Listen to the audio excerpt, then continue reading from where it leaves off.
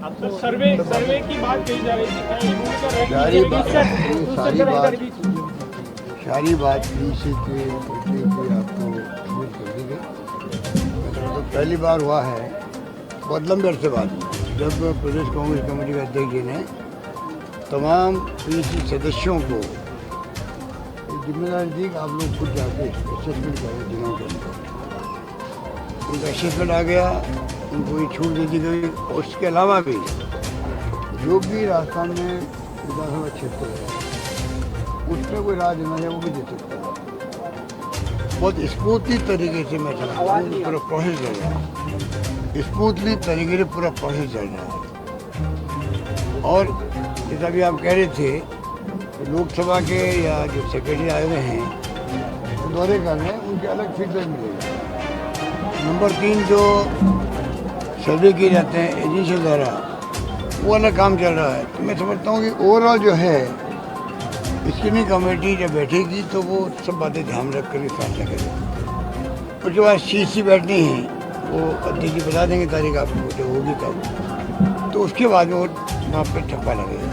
तो कांग्रेस में बहुत ही स्मूथली सब काम चल रहा है और जो उत्साह है लोगों के अंदर वो आपके सामने है। आप किसी गांव में चले जाओ, किसी भी गांव में किसी को पूछ लीजिए आप यहाँ पे आम लोगों को, तो वो ये कहेंगे कि सरकार के खिलाफ में कोई एंटी इंकमेंट नहीं है, सरकार के विरुद्ध में कोई लहर नहीं है। सबसे बड़ा पॉइंट आज राजस्थान के अंदर ये है सारी स्कीमों को लोग वेलकम कर रहे हैं। सरकार विरोधी लहर जो होती है या सरकारें चलती है वहाँ लहर होती है थोड़ी बहुत। ये पहला राज्य राजस्थान है जहाँ पर कोई सत्ता विरोधी लहर नहीं चल रही। और जब मैं ये कह रहा हूँ सोच समझ कह रहा हूँ, किसी को पूछ लीजिए आप तो आपको अच्छा एक सर में कहेगा। ये हमारा प्लस पॉइंट है और मैं उम्मीद करता हूँ इसी रूप में हम आगे बढ़ेंगे तो कामयाब हो जाएंगे। सर एक RPC मेंबर की नियुक्ति जो आप बात कर रहे हैं, आपने ट्वीट भी किया इसको लेकर। देखिए वो मैंने ट्वीट किया वही बात, क्योंकि देखिए पेपर आउट बड़ी बदनामी वाली बात होती है। गुजरात में भी हो रहे हैं, यूपी में हो रहे हैं, अधिकांश राज्यों में पेपर आउट हो रहे हैं, आर्मी के अंदर हो गए। मैं जुडिशरी में हाईकोर्ट के एग्जाम हो रहे तो वो रोकने पड़े। ये चिंता के सबके लिए होना चाहिए, सोसाइटी के लिए होना चाहिए, समाज के लिए होना चाहिए। जो छात्र मेहनत करते हैं अगर मौका लगता है तो मालूम पड़ता है कि आप पेपर लीक हो गया, क्या बीतती है उसके ऊपर आप समझ सकते हैं। कोचिंग में जाते बच्चे बेचारे, उनकी क्या स्थिति बनती है, ये चिंता वाली बात थी। तो हम लोग जानबूझ के सोच रहे थे इस बार कोई ऐसे लोग लें जिसे मैसेज भी जाए कि वास्तव में पेपर लीक नहीं होना चाहिए किसी कीमत पर। और इसीलिए हमने तय किया भी कोई रिटायर्ड आर्मी के लोग हैं। पहले आपको मालूम होगा कि एक मिस्टर के कुमार थे, एडिशनल सेक्रेटरी होम मिनिस्ट्री के अंदर, DG पुलिस थे आंध्र प्रदेश के अंदर, राजस्थान के रहने वाले थे, उनको मैं चेयरमैन बनाया था। ऐसे कई प्रयोग हमने किए हैं। इस बार भी हमने देखा कि कोई आर्मी बैकग्राउंड पे रहेंगे तो सबों जो शरीर बहुत उसमें आज के जो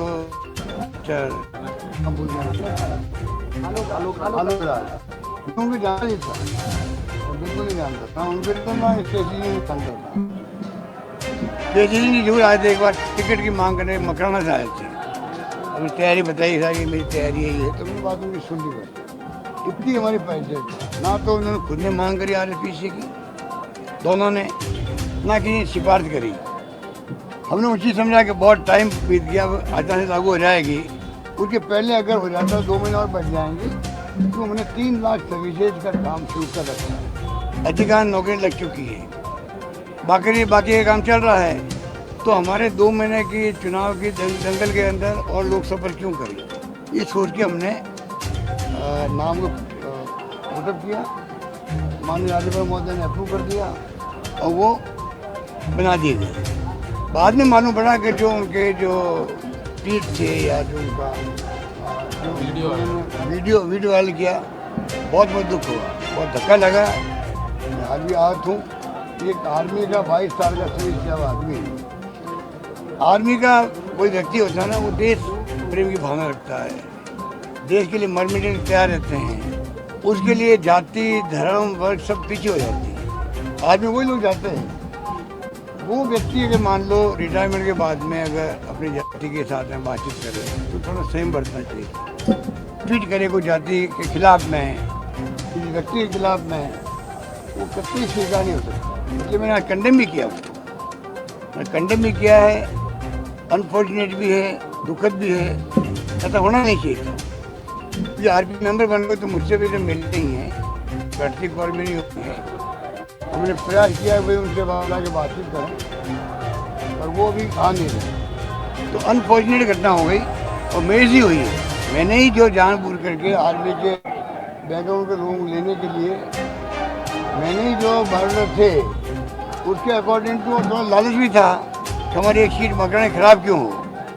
तो चलो बैकग्राउंड अच्छा है, जो लिखा हुआ था भाई 22 साल की सर्विस है, हमने नाम रिकमेंड कर दिया और वो घोषित हो गया। उसका बहुत दुख होगा आज। सर आपने बोला डिजाइन बॉक्स पर भी आरोप लग रहे हैं कि उन्होंने जो सरकार के जो कार्यक्रमों के जो डाटा, ये हमारे पार्टी के अंदरूनी मामले हैं। हम कभी मीडिया के अंदरूनी मामले नहीं पूछते हैं कि आपके वहाँ क्या हो रहा है सेंक्शन के। सर आपने बोला ये गवर्नमेंट के खिलाफ एंटी इंकम्बेंसी नहीं है, बट कुछ लोकल एमएलए के खिलाफ की एंटी इंकम्बेंसी की खबर आ रहे हैं। गवर्नमेंट के खिलाफ ओवरऑल नहीं है, बट एमएलए के खिलाफ एंटी इंकम्बेंसी कैसे? देश में कहाँ पर चुनाव हो और लोकल एमएलए के खिलाफ में कोई कमेंट नहीं हो, बता दीजिए आप।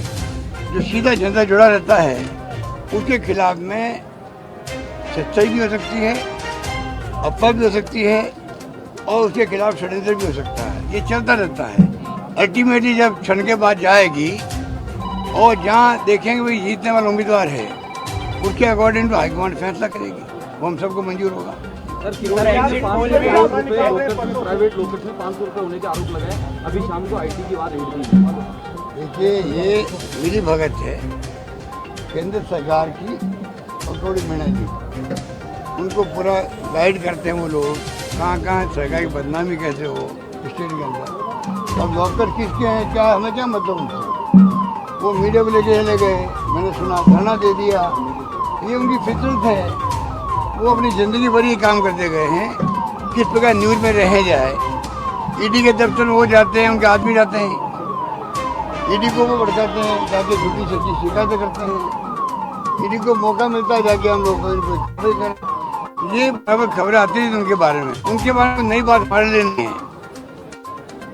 सर एग्जिट पोल बता रहे हैं यहाँ पर दिनेश फोड़निया पर भी डूंगरपुर के अंदर आई उसके दिनेश काम छापे डालना, ईडी, इनकम टैक्स, सीबीआई हमारी शिकायत सिर्फ इतनी रहती है अगर कोई बेईमानी किसी ने करी है उसको आप छापे डालो, उनको अरेस्ट करो, उनकी प्रॉपर्टी कुड़क करो, हम स्वागत करेंगे, ऐसा मैं कर सकता हूँ।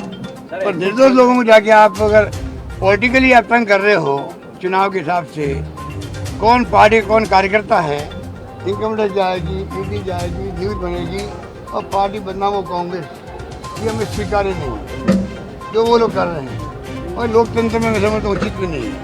सर चुनाव पर क्या असर पड़ेगा तमाम कोई नहीं पड़ने वाला। इस बार जनता ने माइंड बना लिया है। कर्नाटक में मोदी जी ने आप देखते क्या कहने का बदल बड़ी को लेके आ गए। तो जनता जी समझदार है, सब समझती है कि वास्तव में हकीकत क्या है। हकीकत ये राजस्थान के अंदर जो काम 5 साल में किए हैं, एक नया इतिहास बन गया राजस्थान के अंदर, जिसकी चर्चा पूरे मुल्क के अंदर हो रही है, हर राज्य के अंदर। आप पता कर लीजिए हर राज्य में राजस्थान सरकार कानून, हमारी स्कीमें, हमारे फैसले, और वो खुद अगले चुनाव के लिए तैयारी कर रहे हैं, पूरे मैनिफेस्टो सर्वे करवा रहे हैं, गारंटी दे रहे हैं वहाँ पर। ये राजस्थान का सौभाग्य राजस्थान वासियों का, हम सबका, हमारी स्कीमों की चर्चा पूरे मुल्क में हो रही है।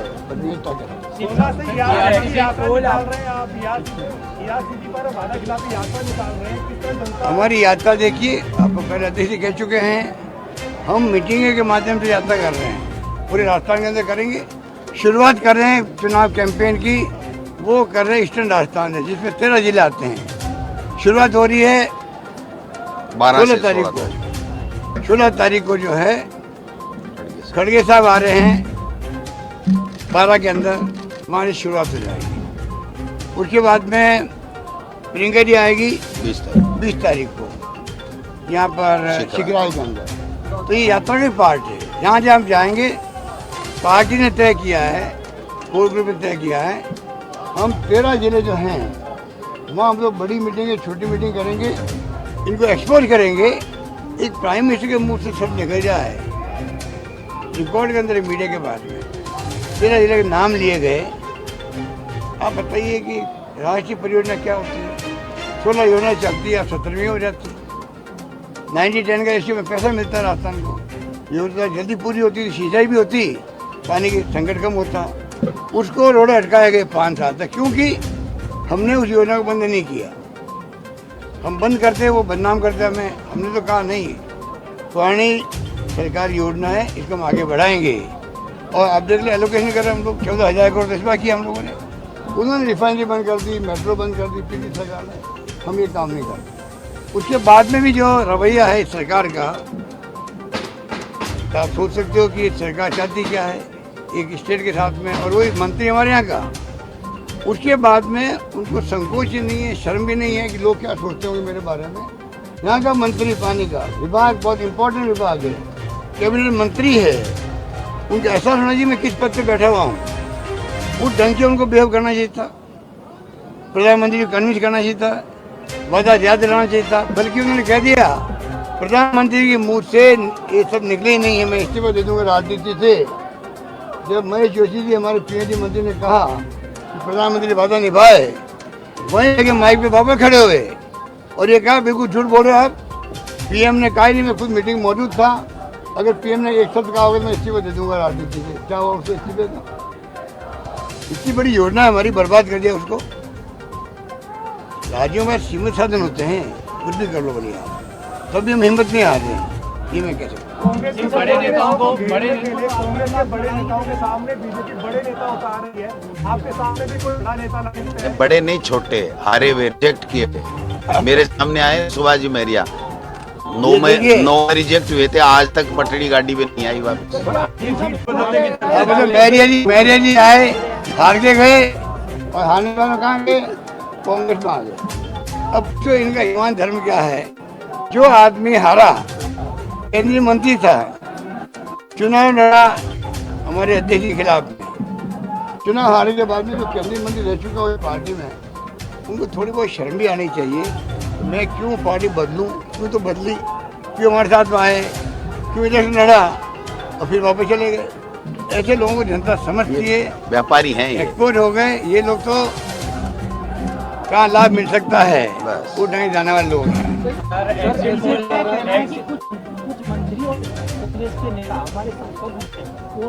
सब अफवाहें हैं। ये हमें उसकी हम चिंता नहीं करते हैं। हम तो आए उसका स्वागत है, जाए उसका स्वागत है। मेरी सोच ये है बस जो भी जाना है जाए वो। हमें क्या, हम क्या कर सकते हैं, कैसे हो सकते हैं बताओ उनको। लोग लालच हम देते नहीं उनकी तरह। वो जिस प्रकार हॉर्स ट्रेडिंग करते हैं, सरकारें गिराते हैं कर्नाटक में, महाराष्ट्र के अंदर, मध्य प्रदेश के अंदर, राजस्थान दालों की गिरी नहीं, ये तो हुआ और क्या हुआ। आज हम यहाँ खड़े हैं आपके सामने, अगर सरकार गिर जाती हमारी तो ना यहाँ आ पाते, ना मैं यहाँ आता, ना अध्यक्ष यहाँ होते। आप सोच सकते हो लोकतंत्र की हत्या करने वाले लोग ये हैं। ये क्या बात करेंगे, एमपी उतार रहे हैं। अरे इनको खुद को इतने घबराहट है, बुकला गए हैं कि टारगेट कर करके खड़े कर रहे हैं एमपीओ को। एमपी ने खुद ने काम किया कि पूछो 25 एमपी जितना बड़ी बात होती है। देखिए हम भी मानते इस बात को, हम नहीं कामयाब हुआ है। 25 सीटों पर जनता ने इस पर विश्वास किया। 25 लोगों को कॉन्ट्रीब्यूशन पता ही राजस्थान में क्या हुआ। एक बार ERCP को लेके चले जाते सब मिलकर के पीएम के पास में, तो क्या पीएम मना कर सकते थे इनको? सर ये बीजेपी से का लोग आपसे संपर्क में बता रहे हैं, ये सही है क्या? इसको सीट नहीं मिला।